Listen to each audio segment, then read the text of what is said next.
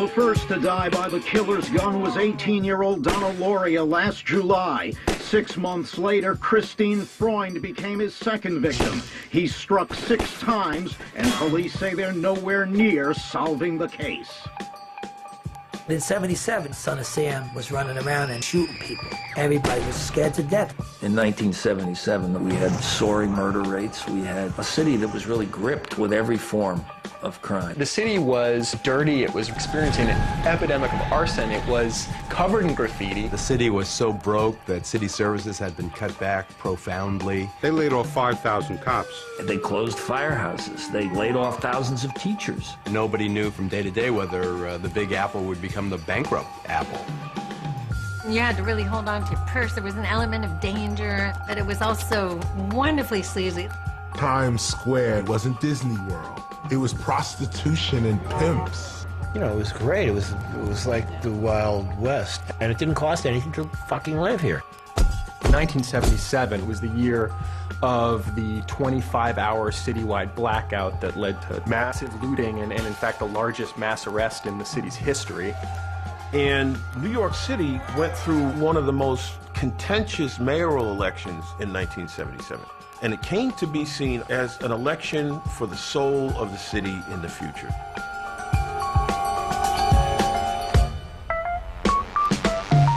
People were confused, disillusioned, afraid. All of these emotions were spawning all kinds of music. That was the year that disco exploded in New York. Back in '77, we took hip-hop from the South Bronx, brought it into the club. We never thought it would blow up like it did. Yeah, 1977 was a big year for punk rock. There was a buzz at CBGBs. Everybody wanted to sign punk bands. It was no coincidence that during this period of really kind of ultimate decay for New York, it was an incredibly exciting place to be. It was free, it was open, you felt like you could do anything you wanted. Most people thought that New York City's great days were over. My attitude was, fuck them.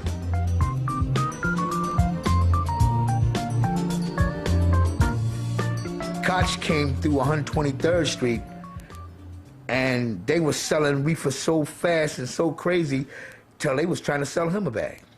It was open-air supermarkets. 77. The Bronx burning? Well, the Bronx wasn't burning, the Bronx was burnt.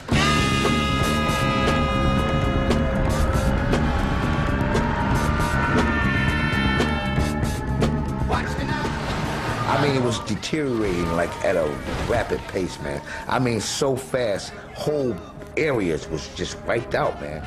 Gangs really controlled areas, and a lot of times things would happen and the police wouldn't even show up. The gangs gave kids this sense of cohesion in what was otherwise, for many of them, a completely chaotic world. Most of the people's parents, they were struggling, they were broke. You know, they had 2 jobs or no job, or they were strung out themselves on drugs. So a lot of these kids were monitoring their own life. You know, they were going to high school and they were out, you know? They were on their own, basically.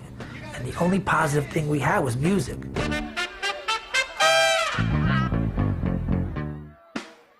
Hip-hop, I believe, came about as a culture because there was a fairly substantial group of young people in African American and Latino communities that felt that there was nothing there for them. The public school system, because of the fiscal crisis at that time, had abandoned most music programs throughout the city. You know, you couldn't belong to a marching band in your high school if your high school didn't have one. You couldn't go to a rec center if you didn't have a rec center. We didn't have something that really belonged to us, you know. Everybody had their own movement, you know, and '77 was actually a breakout showcase year for hip-hop. I went to a Bambaataa party, and I was totally blown away. Something about seeing that music channeled out that way definitely appealed to me. You would follow the vibration of the music, and you would arrive at the block party. You would see some people doing graffiti writing on the wall live. And there would be people with cardboard boxes out doing b-boying. The center of the party would be the DJ. Yeah. Early on, of course, you had people like Hollywood and Chief Rocker Busy B and Lovebug Starsky, but Afrika Bambaataa is the godfather of hip-hop. Come down, baby,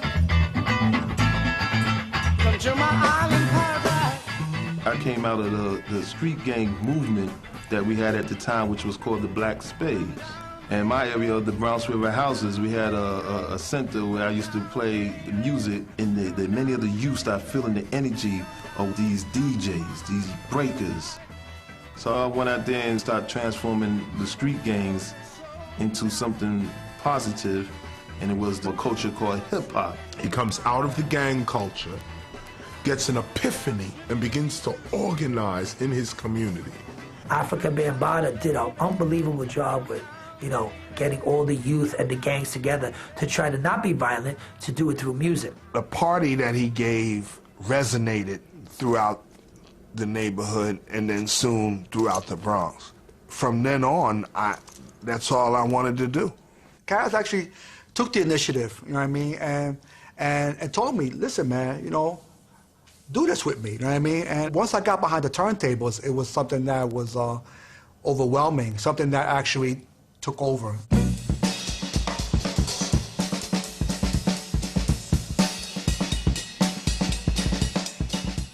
In 77, if you were a DJ, you had to have your own sound system. I don't mean like you just put your records under your arm and just do. Oh no. You had to have the speakers and the amplifiers and the turntables and everything, and you brought all that out to the park to play.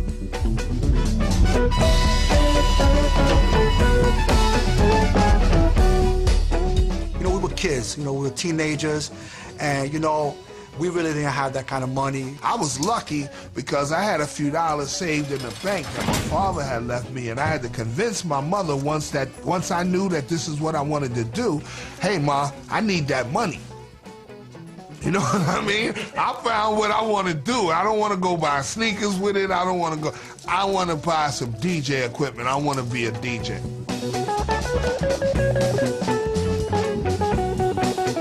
We never would have had the ingenuity to plug our system up to a light pole, I don't think, if we was in Omaha.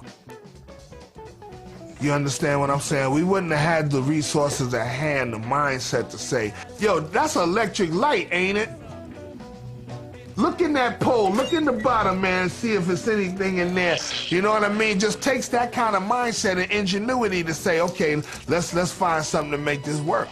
We didn't have those big industrial extension cords. Now we had them little 6-foot, 9-foot extension cords. You had to plug one up to the other, and we had to buy like 15 or 20 of them and run them all the way from a pole all the way into the park. But that's what it took to keep the party going, so that's what we did.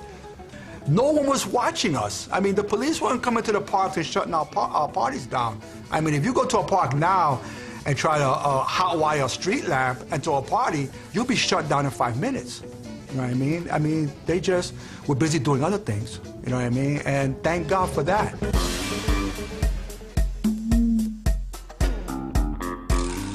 In 1977, New York City was a great place to be if you wanted to be wild and promiscuous. Before AIDS, you could fuck on stage in Times Square. There were literally 1,200 streetwalker prostitutes from 34th Street to 50th Street and 8th Avenue. 42nd Street was a mess. You wouldn't take your wife and walk with your family on 42nd Street. You really wouldn't.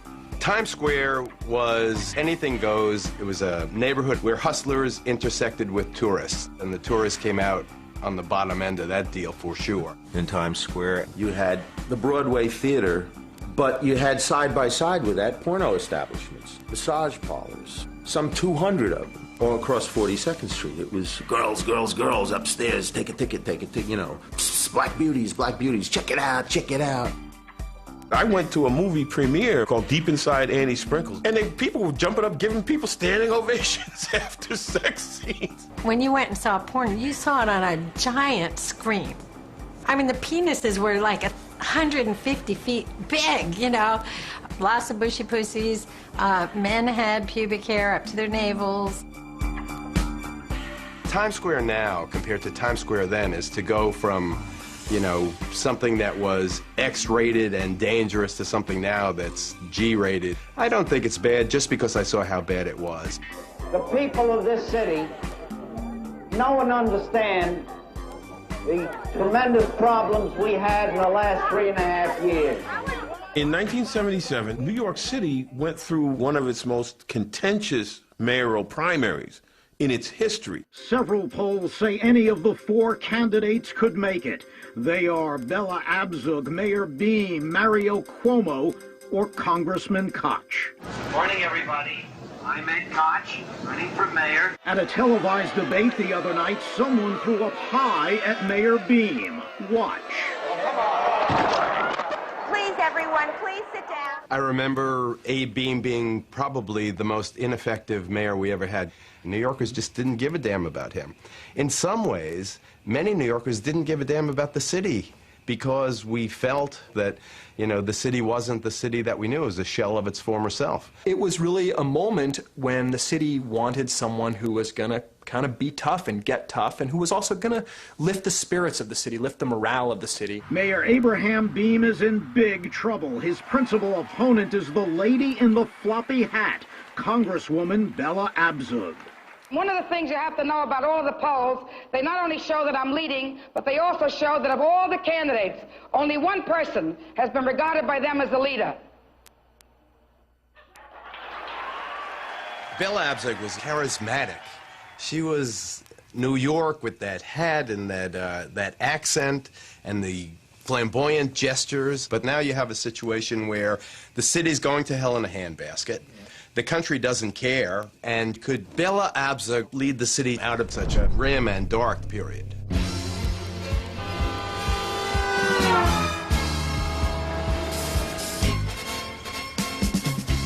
The problems that we shared during the day, we came together in the evening to overcome together, or to get away from together, or to escape together.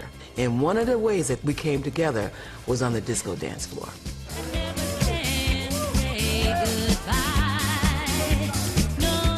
In 1977, disco came into the mainstream, and it was an outgrowth of several factors that all came together at the same time.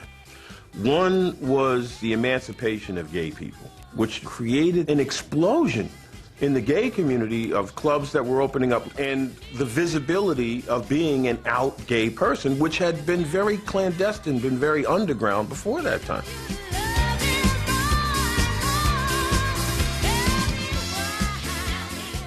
It really does all start with David Mancuso's Loft. It wasn't a bar, it was just his home. And he was having parties there every Saturday night.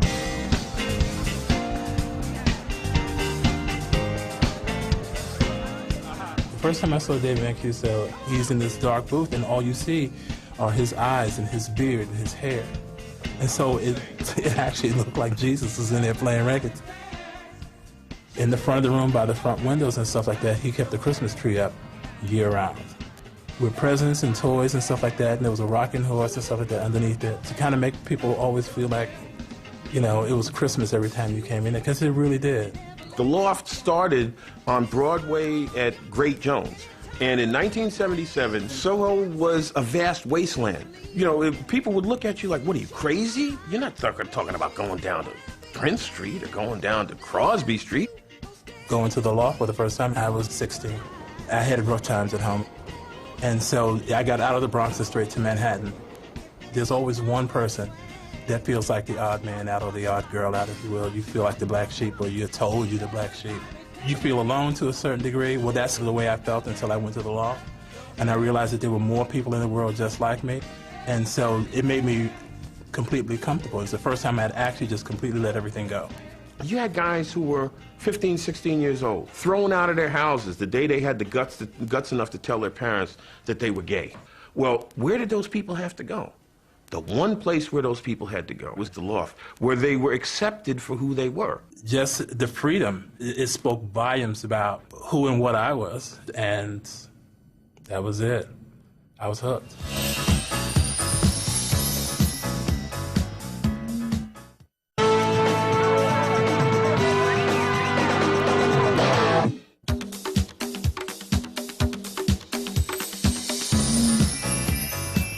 The winter of '77 was when the Paradise Garage first started. The garage was having construction parties. to raise money to build the place. Sawdust on the floor in the small room, and the speakers piled up and so forth. That's where, you know, the first parties began. But, you know, that's what everybody was into then. However raw the space was, the better, you know. All you needed really in it was a sound system and a couple of lights. And there was a big snowstorm, and it was so cold, and I saw people swarming down 7th Avenue. I mean, you knew where they were going. The heating wasn't together, but you would be on the dance floor, and it would be 100 degrees. People would be sweating like pigs, and 20 degrees in this hallway that was less than 10 feet away. That was the beginning of Paradise Garage, and obviously it was still the underground scene.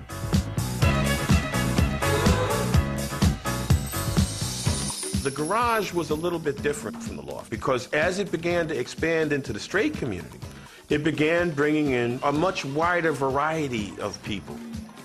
People always ask me, what made the garage the most incredible club? And I said, because it was a place where black, white, straight, and gay came together. And if people can dance together, they can live together.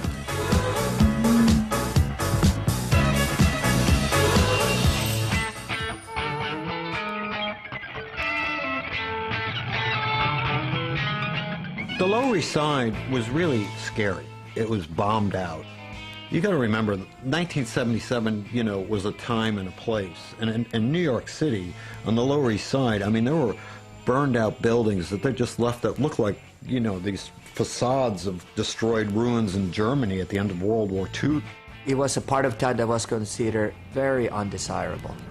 It was crime-ridden, you know, it was full of drug dealers and drug users. And we liked it that way. You know, it was great. It was like the Wild West, and it didn't cost anything to fucking live here. And people would come and they'd run away from home.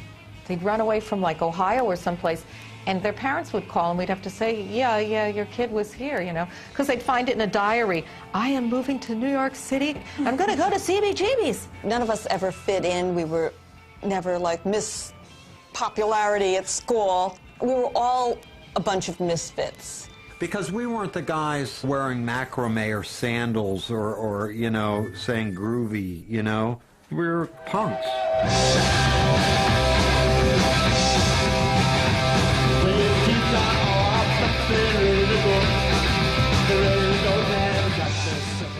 Punk was becoming a scene around the same time that disco was reaching its apex.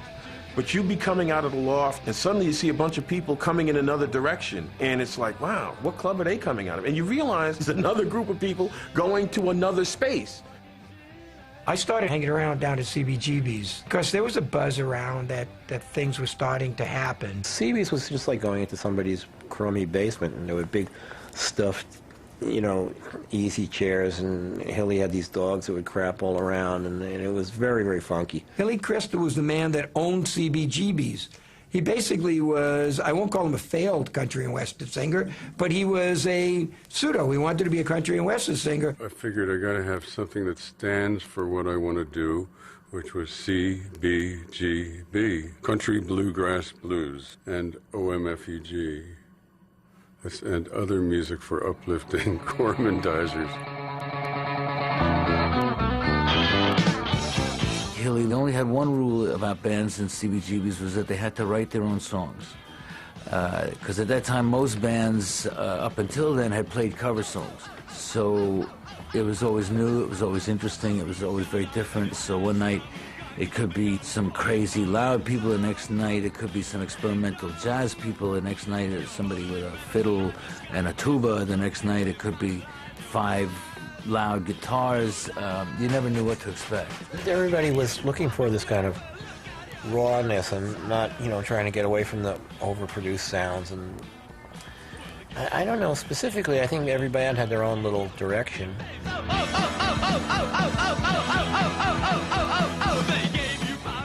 1977, me and my band, Richard Hell and the Voidoids, we were like the house band.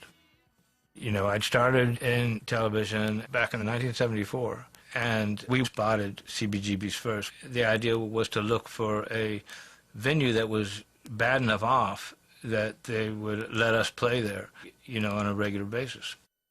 And, you know, the Ramones were there within a month.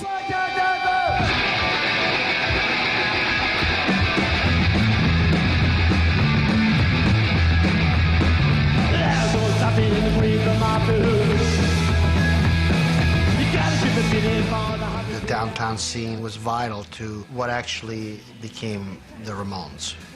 And when we were playing CBGBs, none of us thought of it as a commercial endeavor. It was an artistic endeavor. I remember the first time I saw them play. They must have played like 16 songs in 12 minutes, and I didn't understand a word of what they had done. And the whole concept, it just went by so fast and so powerfully. I thought it was like the SS. I mean, it really took your breath away. I mean, hey, ho, let's go. Hey, you know, I mean, it was just like, and I looked around, and CBGB's was like this hellhole, Bowery Bar, and I said, this is the cavern, these are our Beatles, this is the future right here. When people saw us, they realized that what we were doing was making music from the way we felt rather than from necessarily virtuosity. So we went back to basics so that people could think, oh, wait a minute, I could pick up an instrument and play too. This opened the doors for many people to pick up musical instruments and form bands.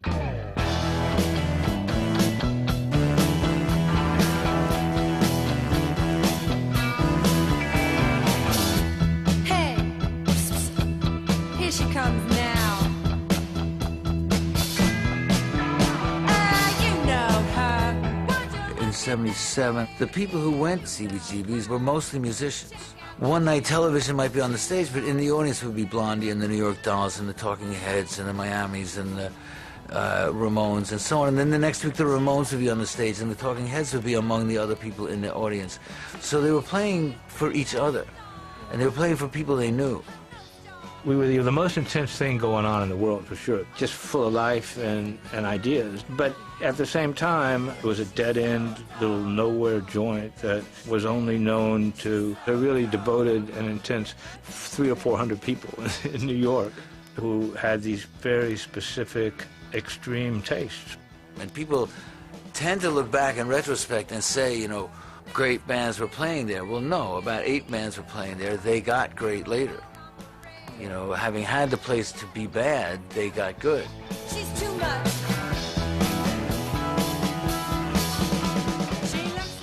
Went to CBGB's with Junebug, God bless him. We went down there one time, and I walked in there and looked around, and I said, this ain't the place for us, man. It's like if you ever been in a situation where everything looks like it stops and everybody just goes, and we went back to the safety of the Bronx. I'll tell you, we went back to the safety of the Bronx.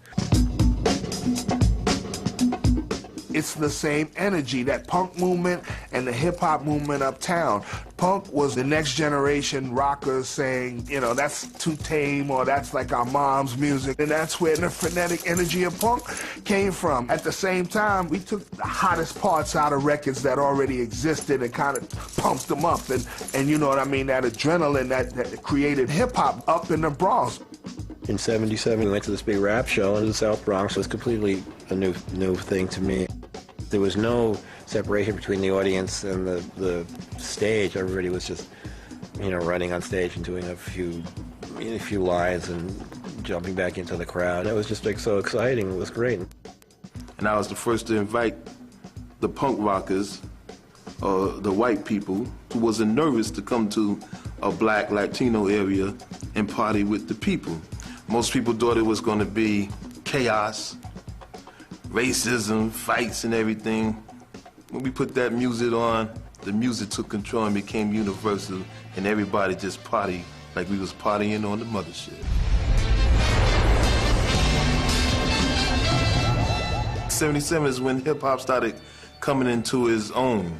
Because at that time, you used to have the DJs battles in the parks where both groups would play at the same time. And it'd be like a sound clash, and whoever had the loudest system would overrule. In 77, you know, Wiz, he goes and he starts, you know, and sets up a battle against Bambaataa. Now, it wasn't me, because Wiz is always the one like, yo, let's go battle them, yo. Let's go get them. Let's go battle them.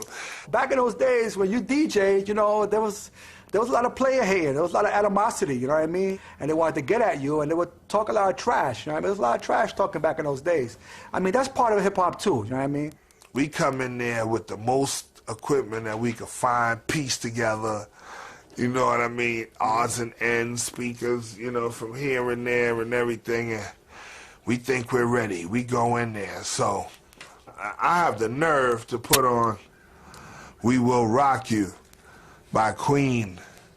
So I put it on, and it comes on, and it's like, do-do-cha, do-do-cha, do-do-cha, do-do-cha. Audio rolling, making noise, laying in the trees, you know what I mean? I'm here like Mr. Biggs, who was an MC for Bambaataa, got on the mic and bellowed, Casanova, turn up your system. We can't hear you. I'm like, okay, try to crank it up. Said, do-do-cha, do-do-cha, do-do-cha, do-do-cha. He was like, Casanova, we still can't hear you. This is what it sounds like. Put on the same record. Boom, boom, cha, boom, boom, cha, boom, boom. Yo, we just like, okay, grab the wires. Let's really, you know what I mean? Let's start unplugging shit. Like, yo, let's get out. Oh, my God. It was, that was like one of the most humiliating things, but it was another one of those life lessons, man, and another thing that we survived in 77. You know what I mean? That could, another crew or another group, that would have been the end of them. You would have never heard of them again. They was done. They would have been done. But I pop up like toast, man.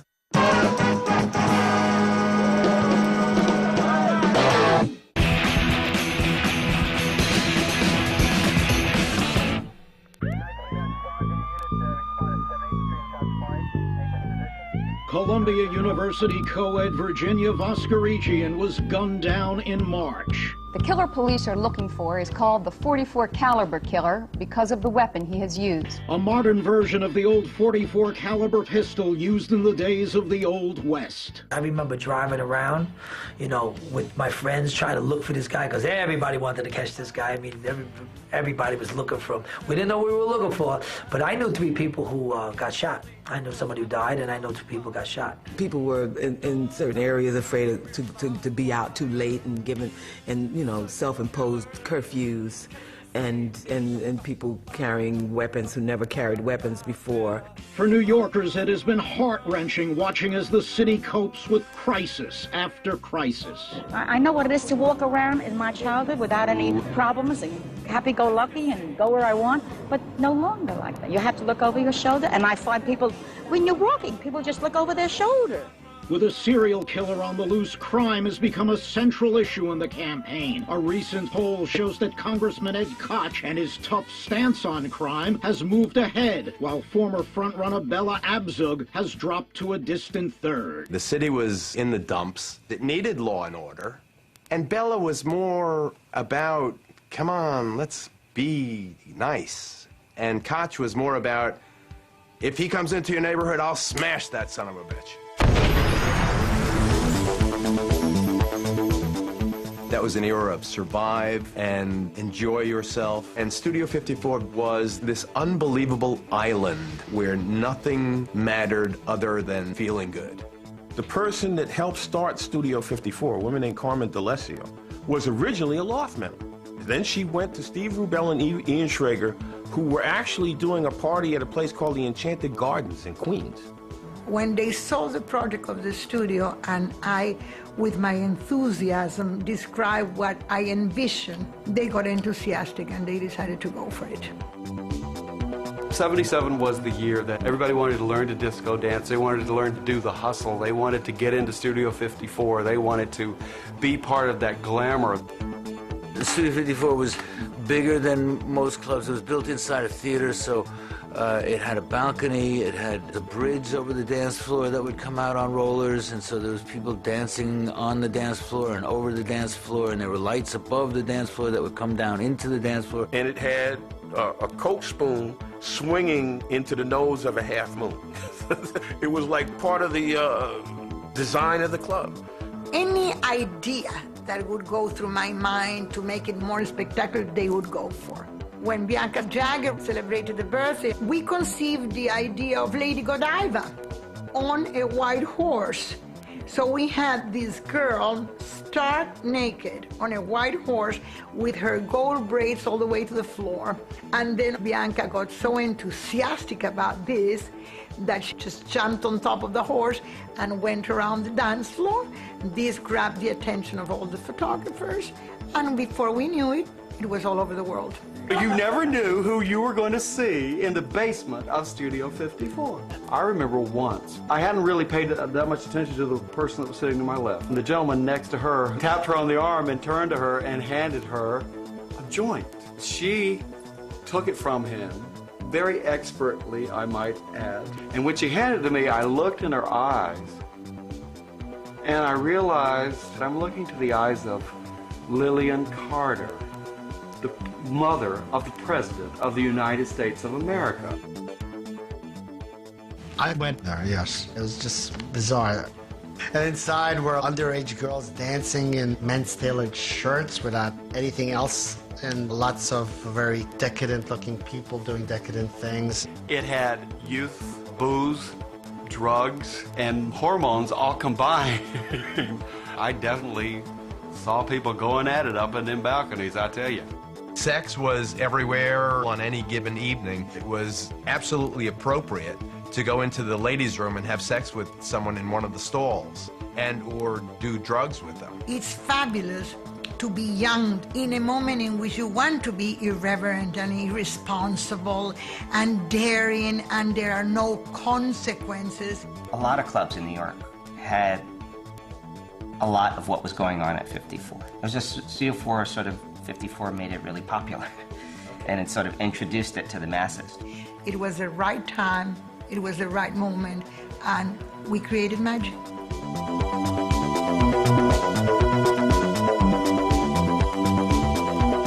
We were dead set against disco at Punk magazine. In fact, John Holmstrom wrote Death to Disco in the first editorial of Punk magazine. But now I listen to disco and it doesn't sound that bad. You know, it's like, ooh, how do you like it? How do you like it? Yeah. You know, I'm sorry.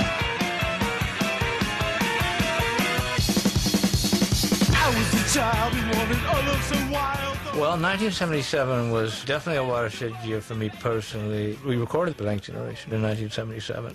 It was really thrilling, you know, doing that, making that record, and none of us had ever been in a recording studio before. So we were on top of the world, you know, and we had a real big following at CBGB's, and, you know, the stuff was starting to break around the world. I think Richard Hell, I think he wanted to be successful. I think he wanted to be a rock star. When I first heard Blank Generation, I thought that that was going to be the anthem for the generation. And I remember when my daughter was born, all that was going through my mind was, I was saying, let me out of here. It's such a gamble when you get a face. I was saying, let me out of here before I was even born. It's such a gamble when you get a face. It's fascinating to observe what the mirror does, but when I die, it's for the wall that I've set a place. I belong to the blank generation. When punk started, A&R people, the record labels, would say, these people can't play. What a bunch of junk. All of a sudden, a song starts selling in Australia, and it was a song called In the Flesh.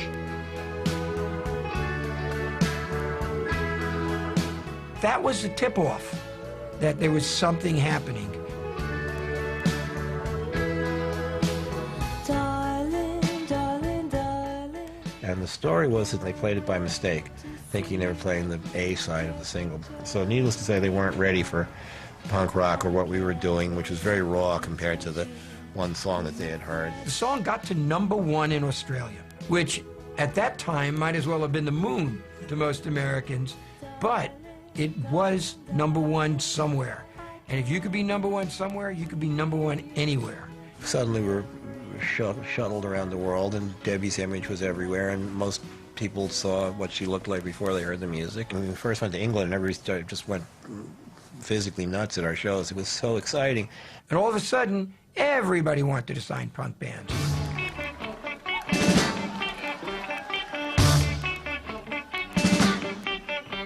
When my love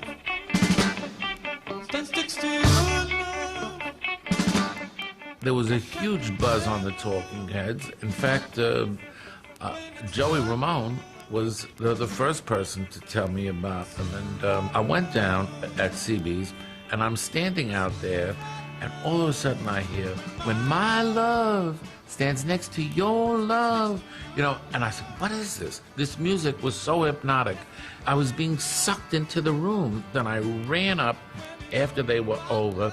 They had no crew, they had nothing, and I helped Tina, this beautiful young girl, you know, take the stuff off the stage. I said, "You have to be on my label." The bottom is, the bottom is, the bottom is, the bottom is. 77 is actually a landmark year for CBGB. The punk scene gets a lot of attention. Not only the local press, the New York press or the American press, but the world press came to CBGB right away. We had as many as 600 people inside CBGB for a Ramone show. Somehow, you used to see like 2 or 3 layers of people. People standing on the ground, then people standing on chairs, and people standing on the railings. So it's like, you know, the bar is on fire. 1977 is a seminal year. It opened up a whole new world of music to people, and it opened the eyes of an industry that needed the new Elvis. And then comes along this collection of people in this mall venues, and they're creating change. Obviously, we need more police on the streets. Tonight, an ABC News poll shows Ed Koch and Mario Cuomo are running neck and neck among the candidates for mayor. It appears this is fast becoming a 2-horse race. How many people here are voting for Mario Cuomo? Raise your hand. Nobody? How many people here are voting for Ed Koch? Yay! Okay. Mario Cuomo, New York's Secretary of State, is the hand-picked candidate of the governor. Mario Cuomo's the governor's little boy? Say it again. Say it again. Cuomo jokes about being prepared for a TV talk show. The Maker Man looked at me and says, "I take this as a personal challenge." Mario Cuomo was the young, vigorous guy from Queens who now says to Ed Koch, he's not married. He's from Greenwich Village. So what do you think he is? It was during that campaign, of course, that the Vote for Cuomo, Not the Homo flyers started appearing all over the city. Although no one ever got Ed Koch to come out publicly, even to this day. But it was the low point of homophobia in New York City politics. It was a scurrilous campaign, and there were lots of people who believed I was gay and voted for me, lots of people who didn't believe I was gay who voted for me, and most people didn't care, and my attitude was, fuck them. There's been mudslinging from both the Koch and Cuomo camps, and with only weeks left until the primary, anything could happen.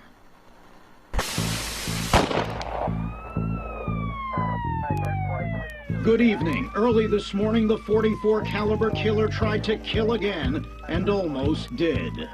The killer has taunted authorities by writing 2 letters. Both were signed Son of Sam, one for the police, the other to Jimmy Breslin, the popular columnist for the New York Daily News. I'm home Friday morning, and Anne Marie Caggiano from the New York Daily News, where I work, she called up to say, "We got a letter here and I don't like it. It gives me the creeps." I said, "Well, what is it?" It says it's from a guy, Son of Sam, she says. Here, I'll read you. It's creepy. He says, hello from the gutters of the city of New York and the sidewalks with the cracks and the dried blood of the da-da-da-da-da. And I says, wow, that's great cadence. So they got the letter and they looked at it in the police headquarters, and sure enough, it had a fingerprint on it that matched the fingerprint they had on another letter. The Daily News, on its front page, teased the fact that, you know, on Sunday, Jimmy Breslin is gonna come in with his column on his communication from Son of Sam. So the Daily News sort of milked it for all it's worth. And meanwhile, the New York Post is going nuts. So it was a tabloid war for the Son of Sam stories, so which certainly only heightened the city's sense of fear. It didn't really touch my neighborhood. It didn't really come uptown. Son of Sam wasn't hanging in Harlem. Yeah, but he didn't come to our neighborhood. That's for sure. First of all, we would have smoked his ass in a minute. That's first thing. So we would have saved the cops. We would have saved the cops a lot of manpower. Every neighborhood had its like neighborhood flavor. I mean, in the Bronx, in the summertime, you knew what was happening. The sprinklers was open, kids was playing, you know what I mean, in the street, basketball games and basketball tournaments and picnics and just like every other place, but it was in parks. We did a lot of free parties, Echo Park, Arthur Park, 183rd Street Park. One particular day, we were playing, myself and my DJ partner Disco Wiz, out in the park in the Bronx. Caz and I were challenged to a battle, to a street DJ battle. Just like any other day, we were at 183rd Street in the park between Valentine and Riot. So we kind of hot-wired the street like we always did, and got the juice, got the party going and everything. So we come on, right? So we ready, you know what I mean, to put the turntable, got my records ready. I put the first record on, and I know that as soon as people hear this, they're gonna go, wow. So boom, energy is flowing, record is going, right? I grab the next record, I bring it in.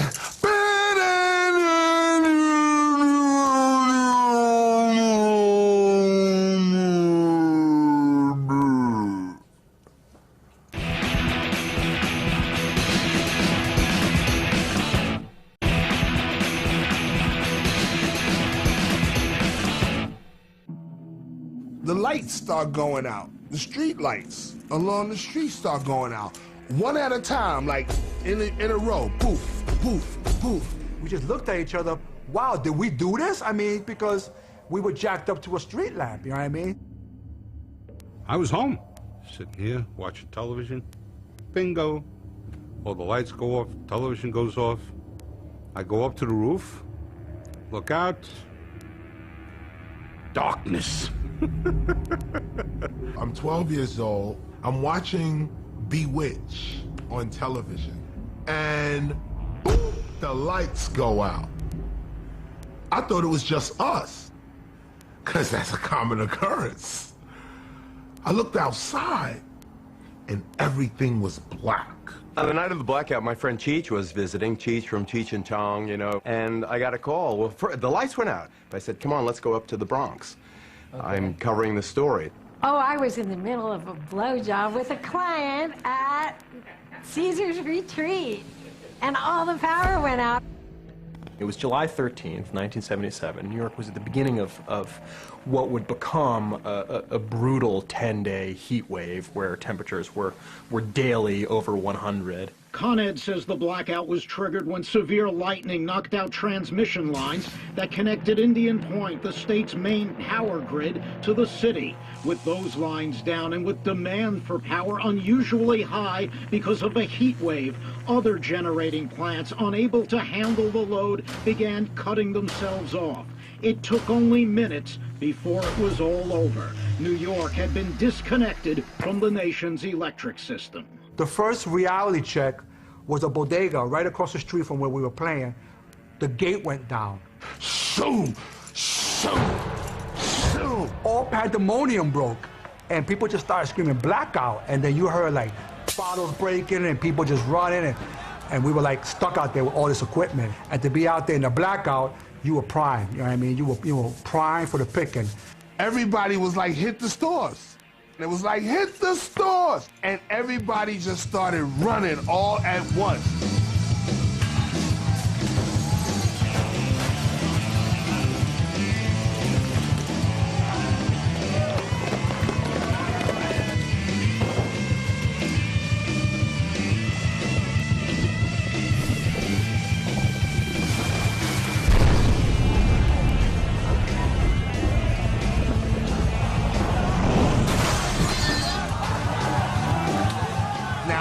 Started running towards us. Me and Wiz, we had other ideas, okay? We pull out the guns, we like, no, run that way, okay? Don't run this way, run that way. Wiz stayed with the equipment, and I proceeded around the corner because there was an electronics store, the sound room, and they had DJ equipment in there. And this is my first time admitting this, telling this story, but Yes, I did sneak in there, help crash the gate down, and crawl in and pull out a Clubman 2 mixer. But like I said, couldn't just say I'm gonna be a DJ. You needed equipment. And that's all I really, wanted. I wasn't trying to loot, everything I could find. Before that blackout, we had literally just maybe 4 or 5 legitimate DJ crews. The next day, the very next day, it sprung this whole revolution of DJs. That was a huge spark and a huge contribution to the hip-hop culture. The rest of the city had other things on their mind. Supermarkets, department stores, banks, check cashing places, jewelry stores, everything.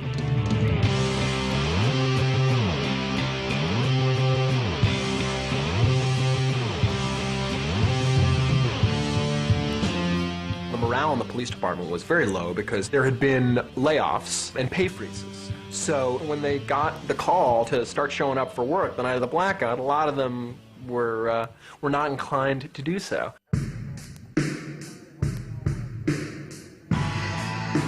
Now guys are starting to come in. We're all in uniform. We're all sitting around. And the door flies open. And this guy comes in. What the F is going on? They're walking away with my store. The CO hears this and he comes out. And he says, who are you? He says, I'm the commanding officer. You're the commanding officer? Well, command something. He says, they're walking away with Broadway. So we take streets to get up to Broadway. There was thousands of people in the street. Carrying chairs, carrying refrigerators, carrying TVs. How are we going to arrest all these people? So I says, let's get the cars over here. Take what we can take, and the rest of it, the hell with it. We're putting 2 and 3 guys in the back seat. We're putting televisions in the trunks. We're putting televisions in the back seat on their laps. Sometimes we're putting 2 guys in the trunk, closing the trunk, and transporting him to the precinct.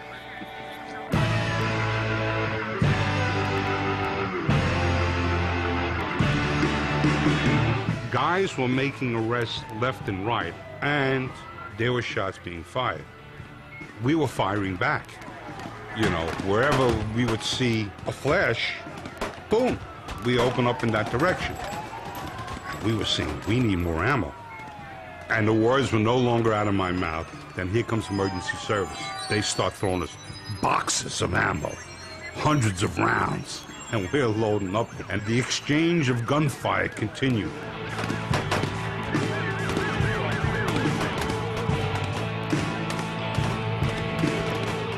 I remember getting on top of a bus. I started yelling to the crowd. I said, the world is watching, and cool down. Everybody's got to go home. The lights will be on soon. Everything's going to be okay. I never figured that even as hard on its luck as New York was, that the veneer of civilization was that thin, that people who were marginal people, or even in their regular lives law-abiding people, suddenly became this crowd of anarchists in it for themselves. The Jekyll and Hyde personality came out, and people that you would never expect, the housewives, some of them. I mean, not all by any means minorities either. I'm bugging out because church-going, upstanding citizens, the ones are teachers and doctors and in the community, they are now reduced to looters, thieves, and rioters. I was shocked. I was afraid. I was frightened at the sound of glass breaking, cars screeching, guns going off, and get away from my door.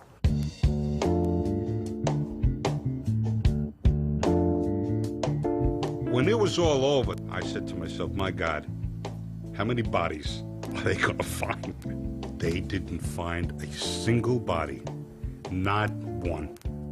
They talk about the riots, but the fact of the matter is very few people were killed, if any, were killed during that time. People weren't turning that violence outward toward, they were doing violence to property. And they were doing violence to property specifically because they had problems with the people that owned the property. Most people went to bed that night really not knowing what was happening around them. So people woke up the next morning, and I think there was this sense of shock. The power was still out. And the other problem was that the police had arrested thousands of people, and there was nowhere to put them. They had to open the tombs, I remember. A prison that had been closed for many years, and people were getting bitten by rats and stuff because that place had been closed for so long. What's going on? My mother sat me down.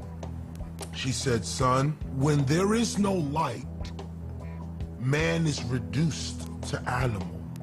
I began to look at people deeper than what they were showing me on the outside at age 12. It's when I became a man. People's actions, were brought on by their conditions. The message to the city is that we need help here. We're doing bad. There's nothing here for us. There's no jobs. We're housing, health care, nothing. You know what I mean? We at the end of our road. We are just surviving by a thread.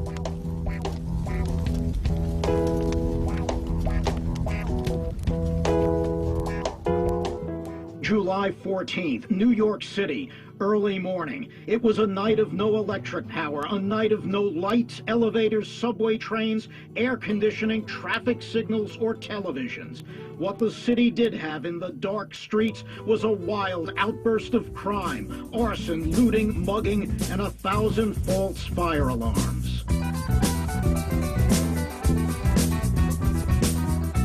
I think it's really disgusting, It makes you really want to throw up when you look at what's happened. And we got to live here. There's no place for us to go. Take out everything. I lost all my money. I worked about 10 years for this. I lost everything. I can't talk. Everything is gone. Everything. The cops were inadequate, didn't have enough of them. And I urged Mayor Beam to ask for the National Guard. And I meant it. I don't think you should be able to destroy the property of other people with impunity, particularly the people who lived in Brooklyn who owned stores. They were poor themselves. As New Yorkers get ready to vote, Mayor Abraham Beam is in big trouble. I know that I'm not usually known for any public exhibitions of temper, but I want you to know I'm damned angry. A. Beam is an incompetent mayor. Should never be reelected. And he can't run a second-class candy store, and that's the way he's run New York City. That election came to be seen, I think, as an election for the soul of the city in the future, because there was this whole feeling that the people that ran the city had lost completely any control they may have had. Mr. Mayor, what should have happened here if police saw looters in this man's store right in front of them? What should they have done? Obviously, one would answer that they should have arrested the person. But I think we ought to find out what the answer was. Well, this man was here. What happened? The police said, stay outside, let them take what they want. You'll get hurt. You had the feeling that if the lights went out again, that everything you had was up for grabs. Your possessions, your family, the sanctity of your space. And Koch was ruthless in his perception of the anxiety that New Yorkers suffered and his prescription for fixing it. How am I doing? I need your help. Yes. Am I going to get your help? Yes. Thank you. Look at where we agreed. 1, the death penalty. The Son of Sam issue rises to the top in the summer, as does the Blackout. The city is gripped with crime. It has these extraordinary events. And it was really at that point that Koch became the death penalty candidate for mayor. That's when he seized on it, and he would whisper to people, I have to do it. It's the only way I can get in. In the tight race, Koch has taken a narrow lead and gained the endorsement of the New York Post and Daily News, while Mayor Beam, suffering a dramatic dip in approval after the blackout, struggles to bring calm to a city in turmoil. The people of this city know and understand that we can improve the quality of life here in our city. We had soaring murder rates. We had a city that was really gripped with every form of crime. And, the quality of life violations would never even occur to anybody. the quality of life was supposed to be violated. Hi, swingers. We're Larry and Mary, co-owners of Plato's Retreat, the only on-premise swing club in New York. We're a couples-only private charter club. On our premises, we have 3 separate air-conditioned swing rooms, 2 whirlpools, disco music, and a lounge area with sofas and pillows. There is absolutely no pressure at our club. Larry Levinson created Plato's Retreat. He was a slob. He was a these, them, and those kind of dummy of a guy. He and his wife at the time had little swing parties. It was in the air privately, and somehow they parlayed that into a public club, the first so-called swing club, and soon to become the most successful one ever.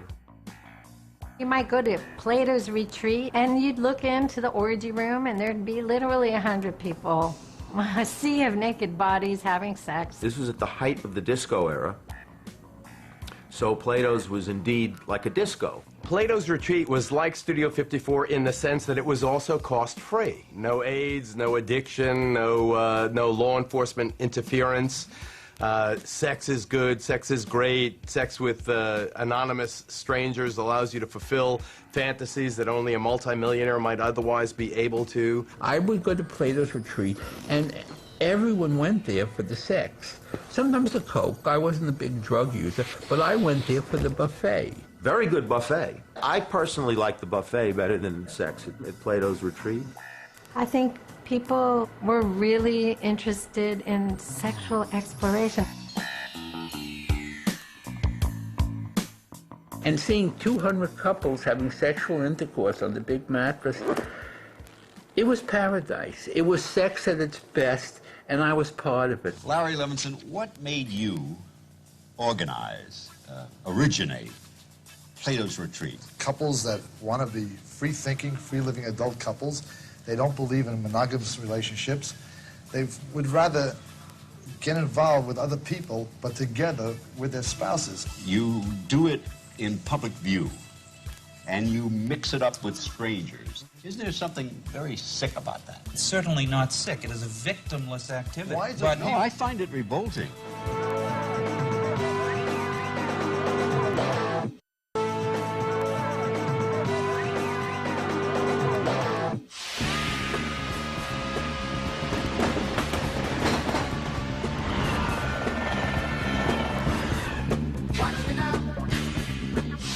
In 1977, you had maybe 10 to 15,000 riders just blasting all over the city. You had every train covered with the most beautiful murals. Should be cleaned, and the ones that are caught should be cleaned. They should clean it, the ones that they catch not doing that. What's the sense of paying 75 cents when you have to ride graffiti trains, you know? It's a violation of public property. I think it's disgusting. We should at least get somebody to clean up the damn place. We move 3.5 million people a day. They have rights too.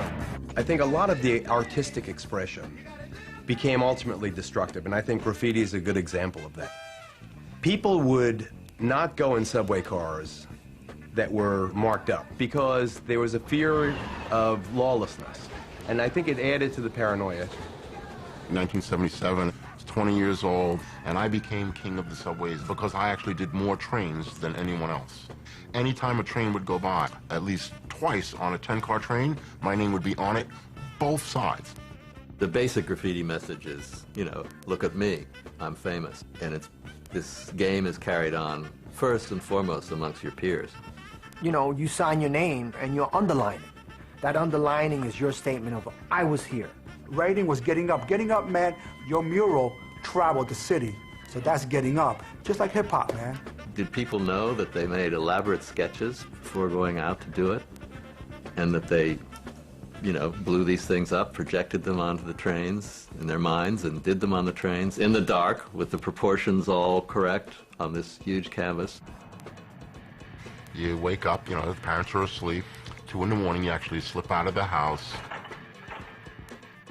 go out, and you would go inside the tunnel. Everything is pitch dark, and you can see what you're doing, but it's very dim. You actually get a feel for being in that environment, and you can't see anything, but you can still create something like this that's like flawless in the dark. Even though at any moment you can get pinched by the cops coming from any direction, so you have to be alert all the time. what they learned was how exciting it was to get your piece up and to see it ride. But then they learned that if they didn't do it over and over again, they'd just disappear. So you had to be dedicated. I knew that I wanted to create, and I needed to have the tools to do that. And I guess more frightening to me was actually getting paint. And at that time, we were all advanced as kids. We were advanced in the guerrilla warfare tactics. And you would steal spray paint. You flip your Lee or your Wrangler jacket over your shoulder. At the time, the baby diapers had the big safety pins. There was none of that Pampers stuff. You put the safety pin in the center of the sleeve, and then you would fill the sleeves up with spray cans, and it just looks like you're just carrying your jacket over your arm. So, of course, you would get 6 cans of paint, 3 in each sleeve, and you would do that. At the end of the day, you still had 20 or 30 cans of paint, and you could go nuts all summer. They're saying that the kids run the subways, that the system is out of control, and that graffiti is a symbol of that. Nah, I ain't running the system. Hell yeah. I'm bombing the system. Wow, you know, how is this all coming out in a city that's so corrupt and broke, and there's this beautiful thing coming out? So I was fascinated by that, and that's why I rode my cars, to watch people walking into the cars or people walking out, you know, or maybe from the corner of their eyes, like looking over and peeking from the wall, you know, from their journal or the Times, and just like, whoa, you know, they were like in this secretive festivity, you know, like watching this stuff and being part of a celebration. My cars, I call them celebrations. Even though we had the city fathers struggling against it, trains would pull into the station and people would applaud. You know, it was just there would be some really great pieces, but there's always a big, you know, debate on what's art and what should be where. Well, I love Warhol's phrase, art is anything you can get away with. I love that.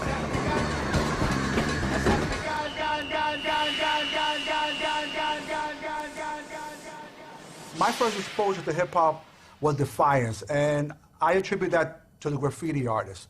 The writers were here way before us, and just the whole mindset that the writers have, there's just that whole obscure, underground, against the grain attitude. It definitely appealed to me. It's 1 for the bass, 2 for the trouble, Grandmaster Caz, show them that you're on the level. Somebody say, oh! My recollection of hip-hop was coming from the parties they used to throw in the parks. Those parties were good for the time that they were there, but then the problem happened. You got the little stick-up kids started running around at that time. Gangs and gunshots, and people didn't want to party in the parks no more because somebody was always winding up getting hurt. To bring the whole sound system out to the street, you had to have a lot of moxie and a lot of balls, you know what I'm saying? And a lot of backup, because you can get your stuff taken completely at any time. And a lot of people did get their stuff taken. A lot of people got their parties shot up, you know what I mean? When the fever came about and we decided, well, let's take hip-hop from the streets, bring it indoors, provide security, provide a controlled environment, and see where it goes from there. God knows, we never thought it would blow up like it did. The Fever is the last untold story of hip-hop.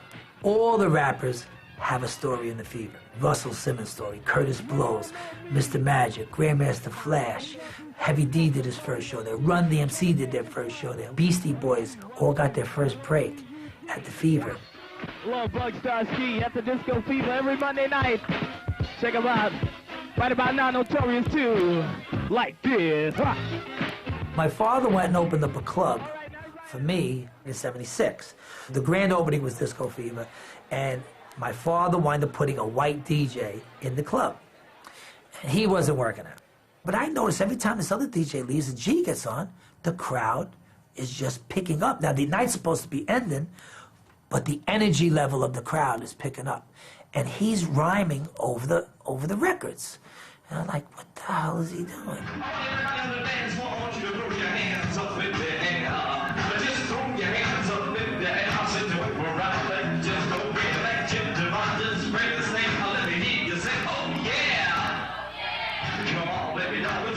When Sal was there and he heard that, he looked up again and was like, what the heck was that? And then he saw the reaction from the crowd, like everybody, ho, ho. You know, they started jumping and everything. He was like, what's going on here?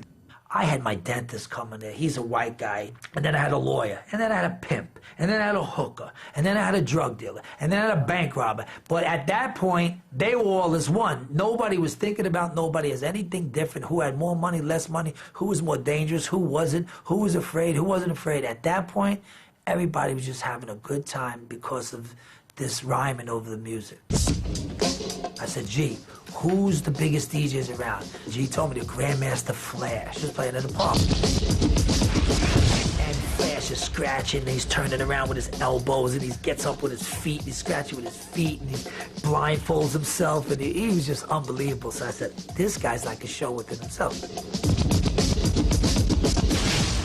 And I approached Flash about playing in the club. And I said, look, you come here, I'm gonna guarantee you become a star because you're gonna have a place where people can come see you every week on a weekly basis. So here it is, it's gonna be the first hip-hop night. Grandmaster Flash at the Fever on a Tuesday. I only had 5 days advertisement, made little bullshit paper flyers, and this guy, 600 people show up.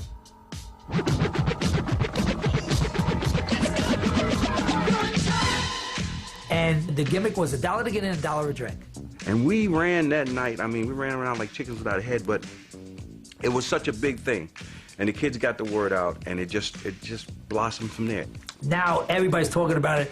Holy shit, the Fever's packed, there's 1 million people over there. But it was teenagers, you know? And we knew we could pack the kids in. And when we started allowing them to come in with sneakers, that was it. 600 people again the next week. And then it was just every week. And then I had to make more revenue because we needed bounces because it was getting wild and it was too many people. So what I came up, I was the first one to do $1 to get in because I didn't want to change the dollar, but $5 for sneakers. But everybody wore sneakers. But if you wore shoes, you got it for $1.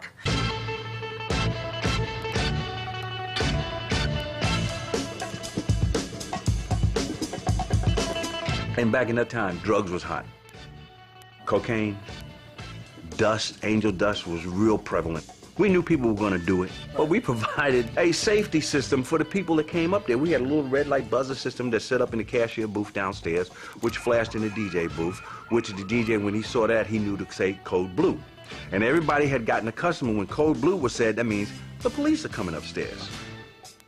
It was just like a speakeasy, the old speakeasies back in the 20s. So when that light went off, the DJ, no matter what he was doing, he could be in the middle of a rap or rhyme or whatever, he knew that light go off, code blue, code blue.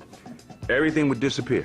If it was on the tables or whatever, somebody was doing it in the corner, it was gone. Not only that, the police department loved us too. Because we took 500-600 kids off the streets, put them inside of a building, in a controlled environment, so if they were looking for somebody to stuck somebody up, what would they do? They come up to the club and look around to see if they can find them.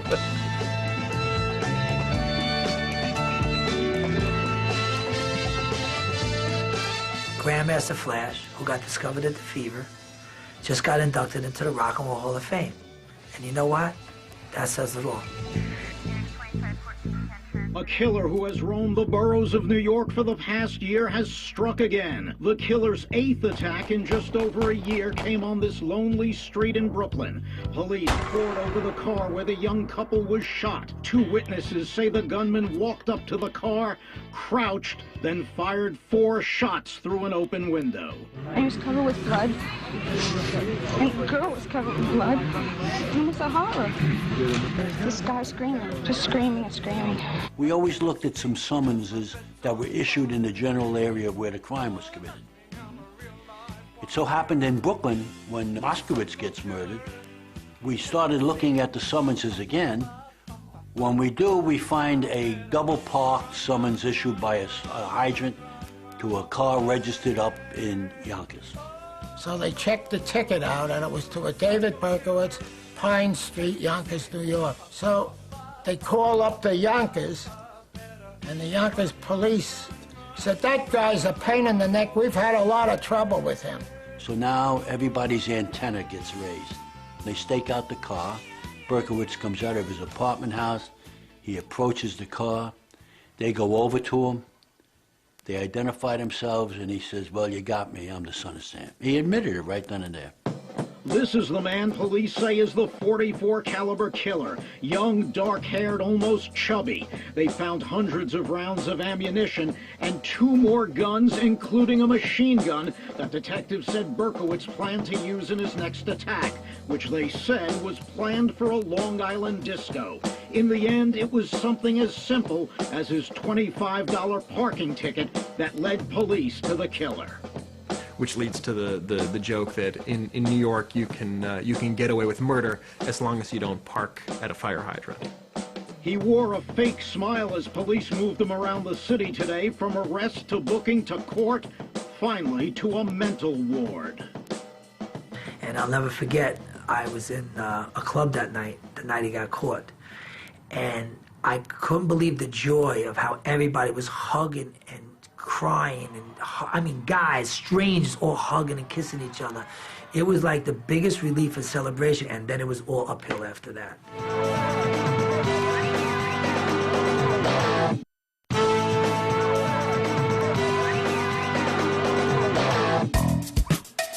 It's 3 a.m. this September morning, and still at Studio 54, people crowd the doors, hoping to get in.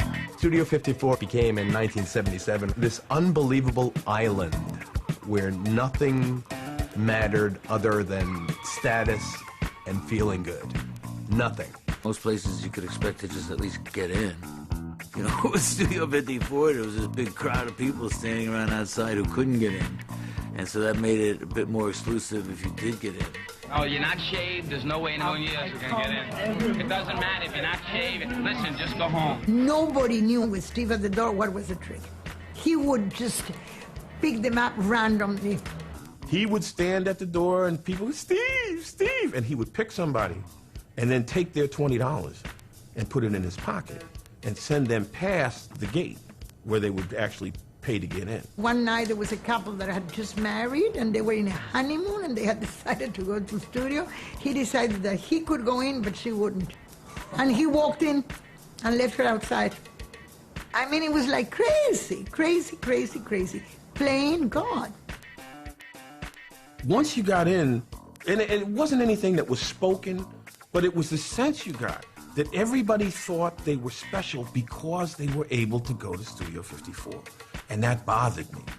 The idea that I'm better than anybody else because I'm here. And look at me, I'm standing next to Liza Minnelli. Or look at me, aren't I wonderful? I'm here with all these people. And it was something that I think they encouraged because it made them an extraordinary amount of money.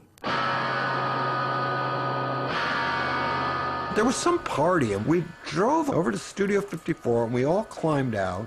And they wouldn't let us in. That was where it was Debbie, Harry, it was me. You know, you think they'd let Blondie in, you know? I never went to Studio 54 that much. It was all about, you know, rich people. Bianca Jagger and all that stupid crap. The velvet rope syndrome just became the norm after a while. You know, we tended to stay downtown. Your glossy lips are parted so they wave you in where we can't go. Why are you here tonight? I guess we're just interested to see what's going on. It's a fascinating place, I must say. It's probably one of the most interesting places in New York. The CBGB is like, it's getting worse because like there's a lot of people coming here who aren't the right kind of people, you know, and like not the old crowd, like it's a new crowd. You can't say no. 77 at CBGB's, the bands were complete opposite reactions to the disco period, studios, 54s and that stuff. But once everything got going, it just became pop music all over again. I mean, the Ramones, Talking Heads, Blondie, Richard Hell. I think they got better with their commercialization. You know, it became a business. And for record companies, their job is to be in business. You've been told that you're the best. You can't say no. This was a time when the British were getting involved in coming over and seeing what was going on at CBGB's and then feeding it back with their own take on it.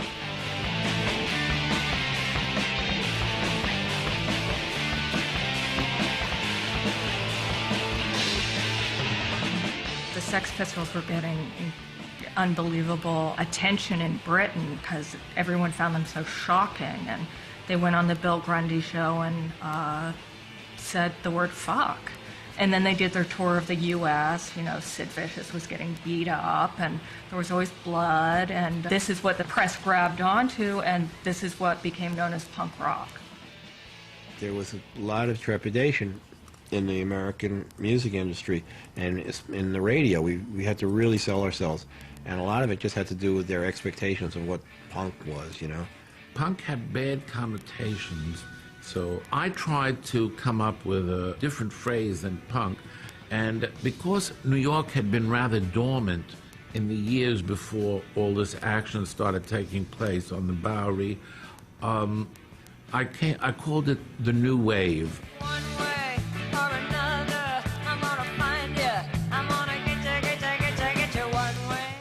I remember hearing some of our music on the radio for the first time.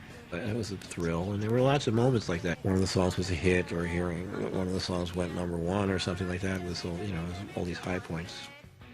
Debbie, she had a great commercial voice. And I remember them saying, "You're really going to be amazed when you see us on stage at Madison Square Garden." And I was thinking, okay, I know I like this, but I wasn't thinking that. And sure enough, they got there, you know. Blondie had it.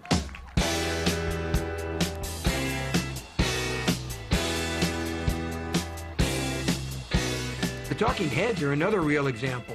The most imaginative, interesting music played by people whose imaginations at the time even exceeded their ability to execute it. But it didn't matter, and they made hit records. We had just finished our best album, Rocket to Russia, and we went on tour. We thought this was going to be the record to break us. We do 2 European tours, 151 shows is what I call the beginning of the non-stop world tour. We did an incredible show in Stockholm, Sweden, where the audience tore out the first 2 rows of seats. And when I heard that, I said, oh my God, you know, we're getting famous. 1977 was a fabulous year for Sire Records because we were in the right place at the right time. It just got better and better and better. This is not just a fluke. This place on the Bowery called CBGB's continues, you know? By the end of 1977, punk rock took off around the world, you know? It was a moment that I don't think will ever exist again in New York City, and that's probably a good thing. It was almost like Rome was burning and you wanted to get in your last lay before the walls fell down. Tuesday, September 20th, Election Day. New Yorkers had to slog through torrential rains to vote, and the man they elected mayor, Ed Koch, got 55% of the vote.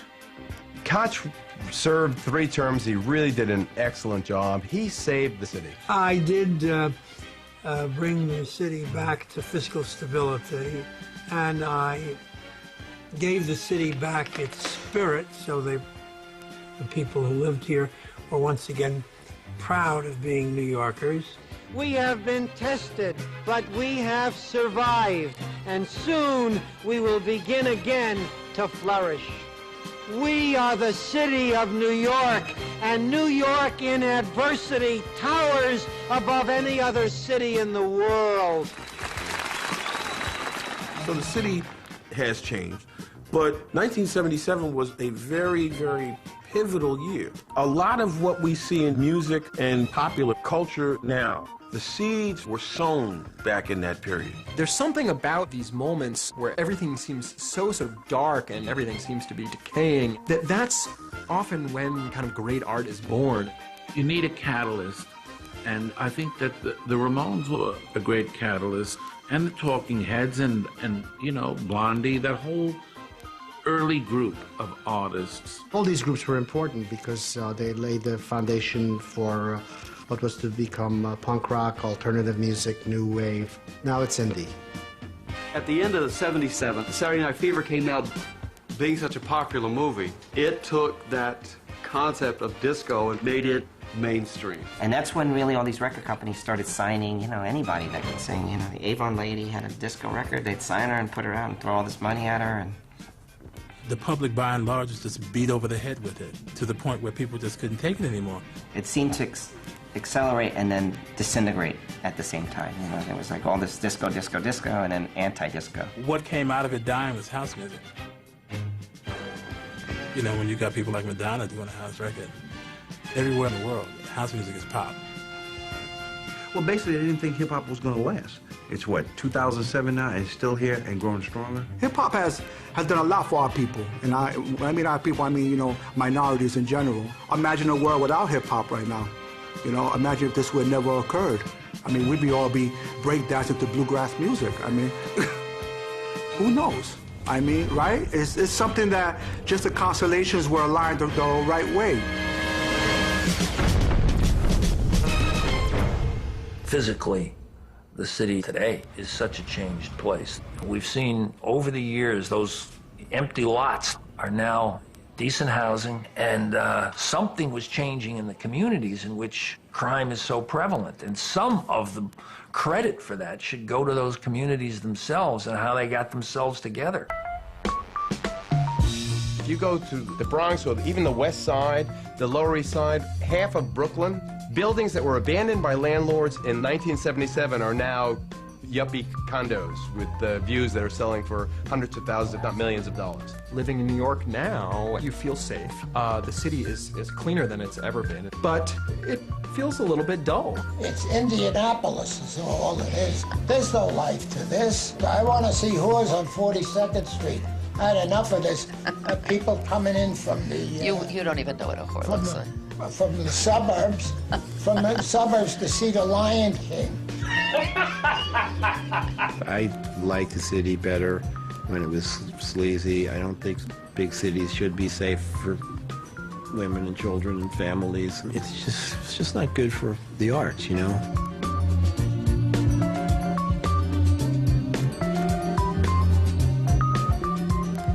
It all becomes fucking real estate after a while.